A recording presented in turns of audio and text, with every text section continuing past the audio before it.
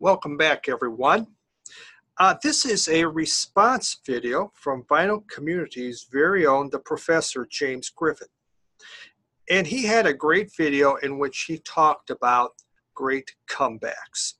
And he gave 6 different categories about these comebacks and artists that he felt fit those categories. A number of other people have had some responses on this, and I found it very interesting. I thought, you know what? I think I'll do this. After listening, I wrote a list of them. And then I took James's categories. I looked them over and says, okay, I'm going to see if I can fit those categories. That was a little more difficult, but I think I came up with some good ones. So here we go. This is going to be 6 comebacks that we're going to talk a little bit about. So here we go. All right, the first category was eye-poppin' comeback, the eye-poppin' comeback category. And as you can see, the man I chose was the Man in Black, Johnny Cash. And this was the CD that came out. It was in 1994. It was American Recordings. Everybody knows Johnny Cash. 50s, 60s, the man was gold. In the late 60s, early 70s, he had a TV show, and actually he began to go downhill once he had that TV show. He began to sell less and less albums. He knew what he wanted to do, but he was always trying to fight to do what he wanted to do. Sometimes he was right, sometimes he was wrong. By the mid-80s, Columbia didn't know what to do with him, so they let him go. Mercury picked him up, and Mercury thought, hey, we can make a star out of Johnny Cash. But by the end of the 80s, Mercury also dropped him. So here he was, one of the greatest musicians, one of the greatest singer-songwriters we had. He didn't have a record label. And along comes Rick Rubin. And Rick Rubin goes, come with me. I think I can help you. Now, he's known for rap, heavy metal, but he'd started his new American Recordings label. So he brought in Johnny.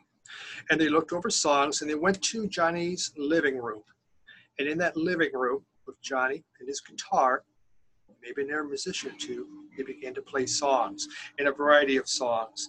And this one here had Delilah's Gone, Left the Train Below the Whistle, The Beast in Me, 13.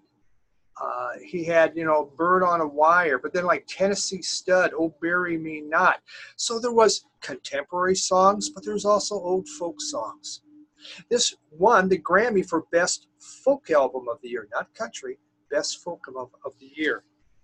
And then, every couple of years they began producing more. I got this box set a few years back on the Johnny Cash CDs. I know these are now out in vinyl, which is something that I'm going to pick up on select, some of these, select ones. A couple of them that really got me is, when he did, it was toward one of the very last albums, he did The Hurt. And he had that video on The Hurt. And it brought tears to my eye when they showed the Johnny Cash Museum. That was in ruins. No one came anymore. It was just abandoned. And he's in there playing, and that was tearful. And then June Carter comes down the steps, and and begins to sing with him. It's wow, boy. And one of the June Carter, she died in 2003, and on his one of the very last CDs, he did Bridge Over Troubled Water. And this came out right after June Carter's death, if I remember right. Because I remember listening to that. And all of a sudden, her voice came over. It's like listening to a ghost. It's like, wow, she's no longer there. But listen to that voice, the person that meant so much to him. So this is the first comeback I have. The eye-popping comeback was Johnny Cash. Thanks to Rick Rubens. He ended his life when he left this earth with a very successful career. All right, let's go to the next one. All right, the next category is Back from the Dead. So the category, Back from the Dead. Well, you can see who I picked here, okay? Black Sabbath. You could say their last one, 13, but the one I'm thinking of is Heaven and Hell. This was the first album they did with James Dio. Sabbath's first 4 albums were really phenomenal. They sold a lot, had a huge fan base. Then drugs kicked in. And we're not talking just drugs. We're talking mountains. Hundreds of thousands of dollars worth of drugs. Buy all of them. And with that, their output got worse and worse. Writing got worse. They struggled. Each album steadily went downhill. You know, Ozzy was a mess, and he finally left. Go on to a successful career. Black, you know, Tony Iommi was trying to figure out what to do. And Don Arden, he had some people that he wanted, but Tony said, no, I want Dio, James Dio. And, you know, Arden just, nope, can't be it. But they put down their foot, and then they brought James Dio. So Dio comes in, and he's not on all these drugs. You know, he's pretty clean. And so he starts to write. It was totally different writing. In fact, Geezer left because Geezer was used to being, you know, he wrote the music. He wrote the lyrics for this. And suddenly here comes James Dio. It's a whole different thing because he's writing for himself. You know, some of the songs on here, if I remember right, were written by Geezer, but a lot of them by James Dio because he was writing stuff that he could sing. Wow, this album went, and, you know, there was big question marks. How good will it be? Will it take off? Wow, it took off. It brought Black Sabbath back. I mean, they were just considered in the grave, no good. You know, attendance was falling. You know, there's certain areas they were good. Other areas, nobody cared about them anymore. And then along came Dio. And Dio was with them for 2, but he was headstrong. You know, he had the type A personality. He wanted to be the leader. Tony Iommi wanted to be the leader. 2 people wanting to be the leader wasn't going to work. And obviously Dio went on to form Dio and did even more. So that was, to me, they really came back from the dead with that album. Once Dio left, hey, welcome back, Dead. Here we come again. And you know the rest of the story. So that's for that category. Okay, the next category that James brought up, number 3, was Pigs Will Fly, an album that will probably come out when pigs will fly. Okay, so I chose Guns N' Roses, and the album is Chinese Democracy. You know, Guns N' Roses started in 1987. And you know, album after album was doing great. You know, these guys could do no wrong. Kept getting bigger and bigger and bigger. And then in 1994, it all blew up. Axl Rose, you know, went his own way, fighting, everything. I'm sure drugs, alcohol, the whole works. Well, in 94, Rose said, Axl Rose mentioned, well, we're working on another album. It's in the works. It's in the process. And that's the last we heard of it. And every year there was these rumors. There's this new album. There's this new Guns N' Roses album. And the title began to come out, Chinese Democracy. It's coming, Chinese Democracy. They had Moby working on this. They had Youth working on this. There were so many people working on producing this album. And they kept, then it would go, well, we're doing it over again. We're doing it over again. And you know, by now, the only person left in Guns N' Roses was Axl Rose. Well, in the aughts, he began to, you know, when he had concerts, he would suddenly sing maybe a few songs from this Chinese Democracy. But by this time, everyone was saying, you know what, when pigs fly, that's when this album's going to come out. It's just never going to happen. And then in 2008, to much fanfare, out came Chinese Democracy. Overall success, I mean, there was a lot of people that went crazy for it. You know, personally, I thought it was really loud.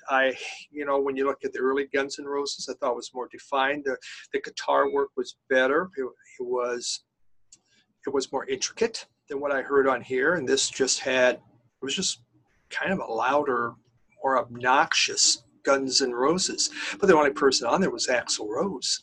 You know, the rest of it were just different musicians that he had brought in, some younger musicians. But it came out. Pigs did fly that day. And Chinese Democracy finally hit the streets. So that's that category, When Pigs Fly. The next category is Greatest Comeback. The Greatest Comeback. And folks are saying, is that Britney Spears I'm seeing in front of you? And yes, it is, because this is one of the greatest comebacks of all time. You know, she started in 1998, you know, with Oops, you know, I did it again. And she just, every time she put on an album, number one, number one, number one. And then the wheels fell off the wagon, shall we say, whether it be drugs, alcohol, a variety of different things. She fell apart in public. This was a gal that she couldn't do anything. She couldn't lift a fork without a camera taking a picture of it. And you think of that pressure. Just think about that. No matter what you do, everything you do is documented, and people are looking at it. Some of it was her fault, some of it wasn't. She had bad publicists, bad managers. I mean, everything was put upon this gal. And I mean, she was in her early 20s still. And yet the whole world was upon her, and the pressures. Well, she cracked. Now, obviously, we have this infamous photo right there where in public, in front of the paparazzi, she shaved off her hair. She went to different medical clinics, depression drugs, a variety of different things. Even in 2008, now she married twice. She married her childhood sweetheart, annulled it in 55 hours, married a backup singer. Suddenly, he wants to be a rap star. Had some kids. Everything went bad. In 2008, again, she was put into a mental hospital just to try to get off drugs. But by the end of 2008, she put out Britney Spears' Circus. This was her fifth album, fifth CD in this case. For the fifth time in a row, it went to number one. Sold over 500,000 copies in the time of SoundScan.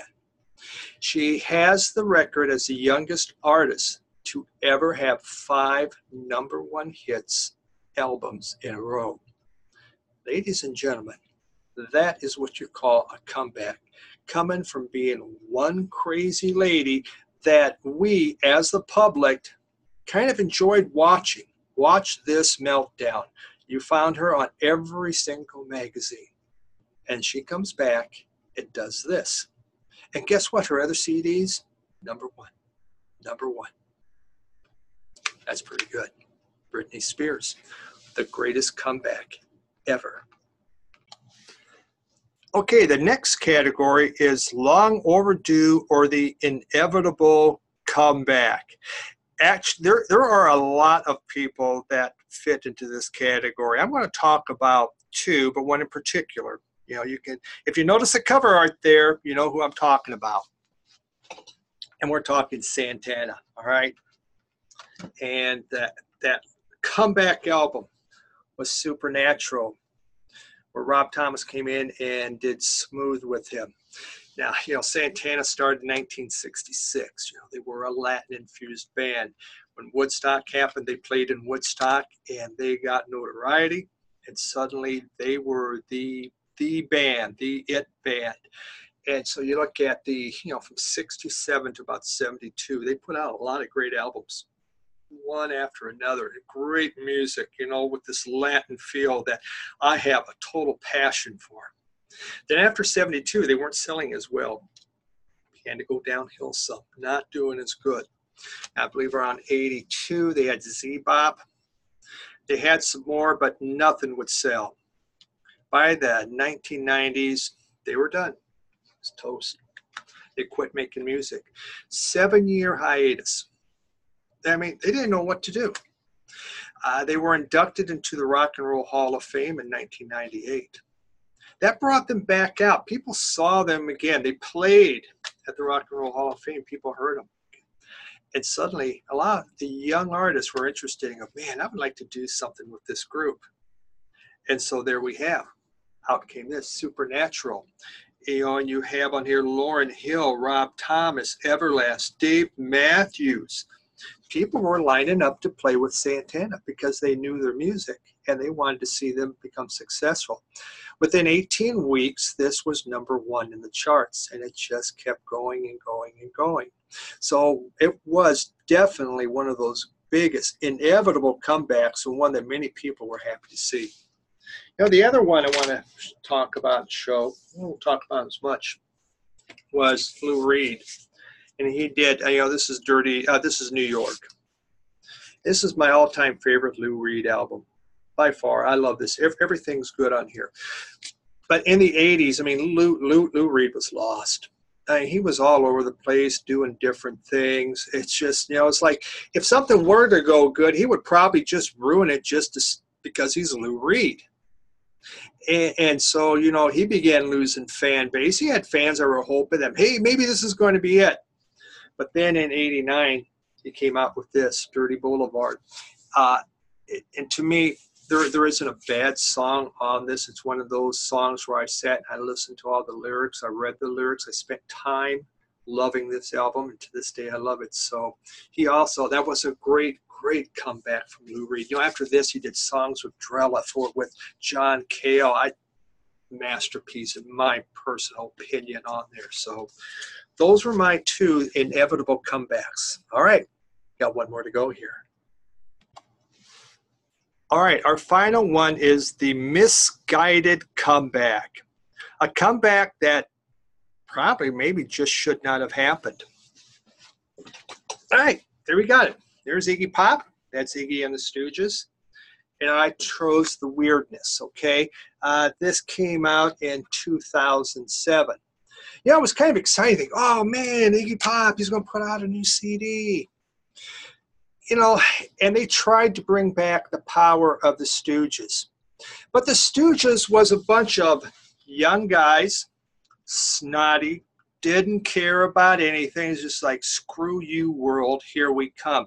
They had that punk attitude. And that's what made the Stooges the Stooges. It was sloppy, it wasn't that great, but it was great, powerful music. Now, in 2007, the Stooges had become old men. It's just not the same. We can want it, we can hope it, because we want to relive the Stooges. But it doesn't always work. And to me, this one didn't work. Was there some good stuff? Yeah, obviously I bought it. But to me, it was misguided. Iggy, his work is always kind of up and down. And it was kind of neat to think that they would get together and do this. But did it really work and bring back the power of the Stooges? Is this what they would want to be remembered? Or would they rather be remembered for Funhouse?